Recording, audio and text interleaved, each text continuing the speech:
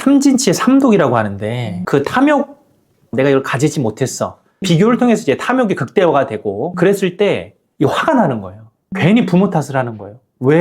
나는 왜 흙수저로 태어났나. 우리 부모는 금수저가 세상에 얼마나 되나요? 별로 안 되잖아요.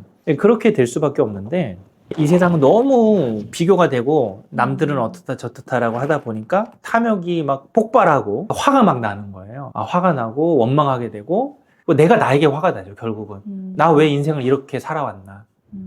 나 저 사람 저렇게 할 때 뭐 했나. 저 사람 저렇게 막 람보르기니 타고 다니고 명품 에르메스 들고 다닐 때 나는 도대체 그동안 나는 뭘 모았나. 그리고 부동산 막 강남에 아파트 막 올라가고 저 사람은 직장인인데도 어떻게 모아가지고 청약해가지고 서울에 어디 자가가 있네? 근데 나는 저기 지방에도 아직 월세살이 하고 있는 거예요. 나는 도대체 그동안 뭘 해왔나.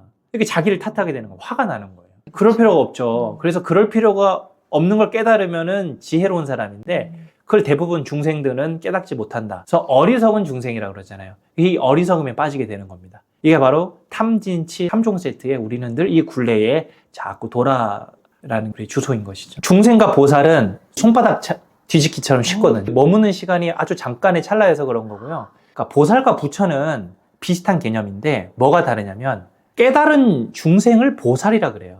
중생이 깨달으면 보살이 되고 그게 바로 부처의 경지예요. 부처와 동일한 이꼴은 아니지만 부처의 경지는 갈 수 있는 거예요. 중생이 깨달으면. 부처는 이제 사실 유일무이한 그쵸? 존재로 해서 이제 급이 좀 다르긴 한데 이분들은 태어날 때부터 부처였던 거예요. 그래서 시작점이 좀 달라서 좀 급을 나누기는 하는데요. 중생이 보살이 되면 부처와 경지는 같아요. 그러니까 출발점이 달랐을 뿐이지만 경지는 같기 때문에 느낄 수 있는 행복감이나 이런 것들과 깨달음의 농도는 같죠. 부처와 경지는 같아요. 시작점이 중생이었기 때문에 구분을 해두는 것 뿐입니다. 부처님께서 부처가 되기 전에 보살의 과정이 있었다라고 해요. 또 보살이라는 의미가 두 가지로 쓰이는 거죠. 석가모니 부처님, 시타르타 태자가 부처가 되기 전에 수행했던 과정을 보살이라고 부르기도 해요. 그때도 보살이라는 말이 등장을 하고요. 또 같은 보살이라는 표현이지만 중생이 깨닫기 위해서 가는 과정도 보살이라고 해요.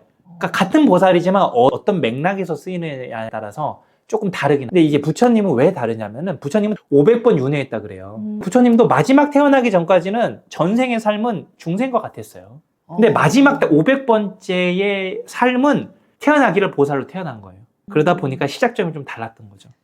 태어날 때부터. 근데 그거는 그냥 처음부터 된 게 아니라 전생에서 500번 윤회를 거쳐서 그동안 수행을 했기 때문에. 그러니까 태어날 때 이미 조금 업장이 별로 없는 상태에서 태어난 거죠. 그래서 저희들도 보면 이렇게 다 똑같은 것 같지만 다 달라요. 태어날 때 업이 적게 태어난 사람이 있거든요. 그 사람은 전생에 많이 닦은 거예요. 이번 생에는 좀 힘들지만 다음 생에 한 번만 오면 깨달음이 될 수 있다. 그래서 일례자라는 표현을 쓰기도 하고, 그래서 이번 생에 태어날 때부터 그렇게 좀 깨달을 수 있는 가능성을 갖고 태어난 사람도 있고, 다음 생에 한 번은 더 태어나야 되는 사람도 있고, 그것도 대단한 거예요. 다음번에 한 번만 태어나면 깨달을 수 있는 거잖아요. 엄청난 거죠.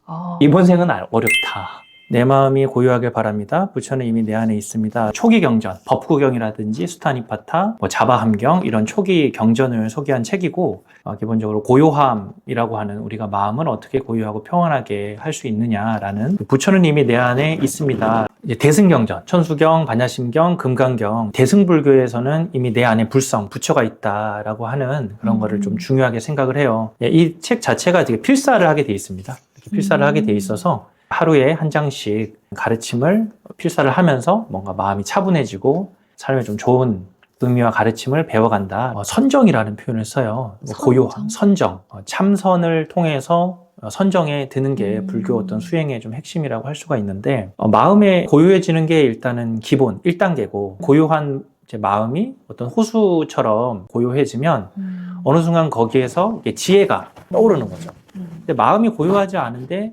그때 하는 생각은 참 습관적으로 하는 생각 있죠. 우리 업이라고 하는 이제 부모로부터 예전부터 이렇게 이어져 왔던 어떤 까르마에 의한, 업장에 의한 과거 전생의 여러 가지 그런 이제 습관적인 행동들을 많이 하게 되는, 그러다 보면은 실수를 많이 하게 돼요.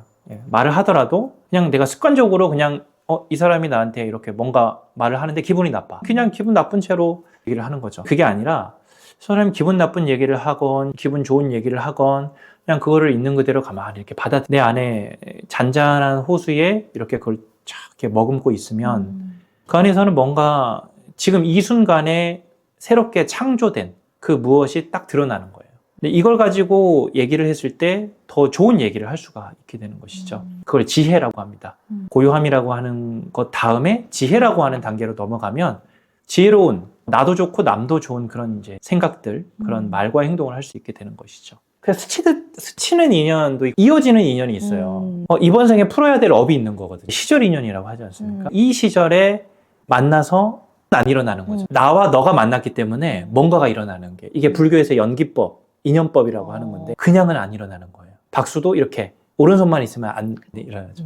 여기서 만들어진 건데 그게 그럼 왜 일어났느냐라면은 전생의 인연도 있겠고, 전생의 인연만 가지고는 사실 되지 않고 현생에서 무언가를 또 했기 때문에 이게 발생을 하는 거죠. 그래서 분명히 뭔가 전생에도 인연이 있고 현생에 또 뭔가의 업이 만들어져서 지금 이 자리가 만들어진 것이다. 그리고 지금 이 자리에서도 저희가 또 업을 짓고 있거든요. 신구이 삼업이라 그래요. 삼업을 얘기하는데 말로 짓는 업이 있고요, 몸으로 짓는 업이 있고요, 생각으로 짓는 업이 있어요. 생각으로 짓는 업, 상대에게 전달이 안 되기 때문에 그냥 내 안의 업으로 좀 머물 수가 있어요. 말과 행동으로 짓는 업은 상대방에게 영향을 미치기 때문에 좀 더 강력합니다. 그렇다고 해서 이 생각으로 짓는 업이 약하다, 그게 아니에요. 생각은 나 혼자 오랫동안 하기 때문에 이 업이 일단 1단계로 먼저 중요하고, 이 업을 씨앗이라 그러잖아요. 이 씨앗을 내가 잘못 심으면 좋은 말의 업이 안 나와요. 좋은 행동의 업이 안 나와서, 그래서 이 생각 단속, 이걸 되게 잘해야 돼요. 오늘 다루려고 하는 책도 생각의 연금술이잖아요. 이 생각의 업이 굉장히 중요하다. 이게 불교에서도 굉장히 중요하게 생각하는 거거든요. 그래서 오늘의 이 자리에 우리가 또 업을 짓고 있고, 지금 짓는 업이 무엇의 인연을 만드는 것이죠. 그래서 지금이 중요한 겁니다. 부처는 이미 내 안에 있습니다 라고 하는 이 책 제목 속에 그게 담겨 있는데요. 수행 없이도 부처가 이미 내 안에 있기 때문에 내가 이것을 인정하고 받아들이면 이미 나는 사실 이미 부처인 것이죠. 그러니까 불교에서는 사실 정신이라는 말을 잘 쓰진 않아요. 정신은 우리나라에서 오랫동안 써왔던 말, 정과 신으로 돼 있다. 동양 철학적으로도 이렇게 얘기하는 건데, 불교에서는 근데 사띠, 알아차림을 하는 주체, 바로 정신인 것이죠, 사실은. 그걸 정신이라고 명칭을 붙이지 않았지만 사띠라고 하는 순간순간 알아차림을 하는 주체는 무엇이냐. 불교는 또 무아를 얘기하거든요. 그러니까 나는 없는데 무아로서의 정신은 있는 거예요. 그러니까 나라고 하는 에고, 되게 우리가 집착하는 나라고 하는 것보다 더 상위 개념인 거죠. 정신이라고 하는 게 진짜 나. 그러니까 어쩌면 이게 참나라는 게 정신이랑 사실 비슷한 의미예요. 진짜 나. 우리 가짜 나가 있기 때문에 무아를 해야 된다. 텅 빈, 비워야 되고 내려낸다. 그러면 내려놓고 비우면 뭐가 남느냐라고 했을 때 정신, 참된 나, 이것이 바로 발현된다라고 하는 거죠. 이게 바로 부처라는 거예요. 그러니까 부처라고 하는 이 정신, 참된 나는 이미 내 안에 있기 때문에 그걸 내가 알아차리고 인정하기만 하면 수행이 필요 없이 이미 이 순간 나는 깨달은 존재가 되는 것이죠. 네. 저는 아직 멀었다고 생각을 하고요. 가끔 깨달을 때가 있어요. 가끔 내가 이런 존재구나. 내가 원래 이 세상의 온갖 번뇌와 세속액적 욕망에 그런 기본 욕구 있잖아요. 그 수면욕, 성욕, 플러스 명예욕, 인정욕, 이런 욕구와 욕망에 끄달릴 때가 아닌 다 가라앉은 정말 고요해진 그런 상태에서 딱 나를 알아차렸을 때는 굉장히 그래도 깨어있는 그런 존재다라는 거를 느끼는데, 그 외에는 어리석은 중생이죠. 거의 중생으로 살고 가끔 내가 부처인가? 그래서 내가 깨달았다 이런 사람이 제일 경계해야 되는 사람. 저 사람보다 이제 내가 저 사람보다 부족하다? 이걸 느끼는 이게 좀 가장 큰 번뇌이지 않나. 특히 뭐 SNS나 이런 거 보면은 다 명품 들고 있고요. 다 잘생기고 예쁜 사람밖에 없고 내 몸매는 막 장난꾸러기인데 거기는 장난 아닌 사람들 많잖아요. 그러니까 비교가 되는 거예요. 사실 나로서는 나름 괜찮은데 이걸 딱 보는 순간 갑자기 내가 작아지고, 옛날에도 비슷한 번뇌는 있었지만 그게 너무 극대화된 거예요. 비교라고 하는 게 옛날에 그 동네 안에서만 비교를 했으면 됐는데 이때는 글로벌, 지구 건너편에 있는 사람과 비교를 하게 되잖아요. 그러니까 이게 우리의 고통을 너무 심화시켰다라고 생각을 합니다.